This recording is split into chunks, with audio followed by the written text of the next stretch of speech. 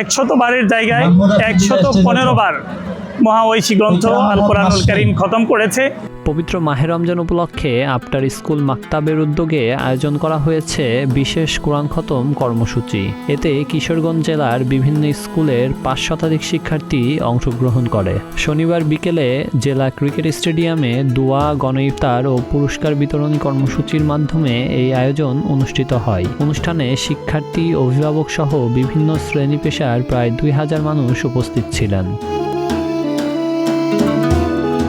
আয়োজকরা জানান, প্রথম রমজান থেকে 15তম রমজান পর্যন্ত চলা এই কর্মসূচির লক্ষ্য ছিল অন্তত 100 বার কোরআন খতম সম্পন্ন করা। নির্ধারিত সময়ের মধ্যে শিক্ষার্থীরা সেই লক্ষ্য পূরণ করে। এছাড়াও শিক্ষার্থীরা নিজ উদ্যোগে আরও 15 বার কোরআন খতম সম্পূর্ণ করে। এভাবে মোট 115 বার কোরআন খতমের অনন্য দৃষ্টান্ত স্থাপন করেন শিক্ষার্থীরা।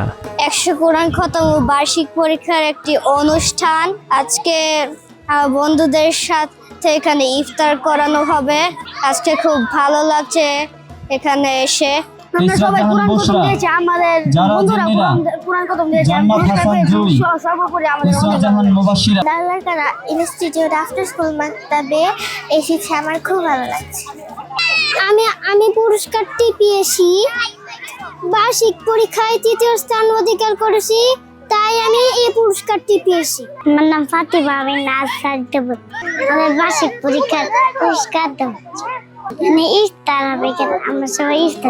আয়োজকরা আরও জানান, নতুন প্রজন্মকে কোরআনের শিক্ষার সঙ্গে সম্পৃক্ত করতে এই উদ্যোগ নেওয়া হয়েছে।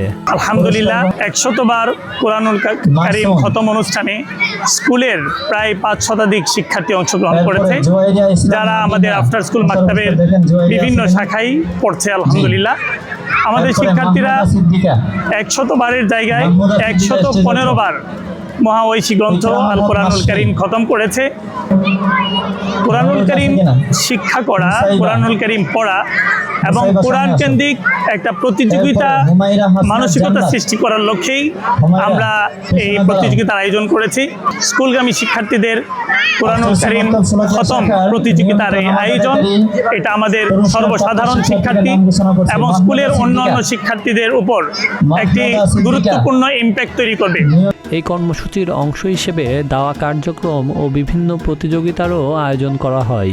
এ সময় উত্তীর্ণ 326 জন শিক্ষার্থীকে পুরস্কার প্রদান করা হয়। এ ধরনের ব্যতিক্রমী উদ্যোগ নতুন প্রজন্মের মাঝে কোরআনের শিক্ষা ও ধর্মীয় চেতনা জাগ্রত করতে গুরুত্বপূর্ণ ভূমিকা রাখবে বলে জানিয়েছে সংশ্লিষ্টরা।